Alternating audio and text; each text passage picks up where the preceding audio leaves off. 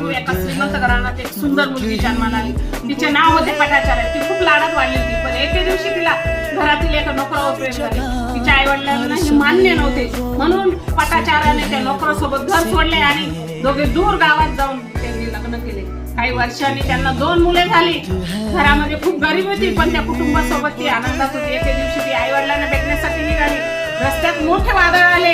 त्या वादळात तिचा नवरा साप चावला. पटाचार्याची दुःख इथंच थांबले नाही. ती 2 मुलांना घेऊन पुढे निघाली. नदी ओलांडताना एक मुलगा पाण्यात बुडून गेला. दुसऱ्या मुलाला गरुड उचलून घेऊन गेला. क्षणातच तिचे दोन्ही मुले गेले आणि होत्याचे नव्हते झाले. दुःखाने ती वेड्यासारखी झाली. ती रडत रडत आपल्या गावाकडे गेली, पण तिथे पोहोचल्यावर तिला खूप वाईट बातमी कळली की वादळामुळे तिचे आई वडील आणि त्यांची घरही नष्ट झाली. एका स्त्रीच्या आयुष्यात इतके दुःख आले की ती पूर्णपणे तुटून गेली.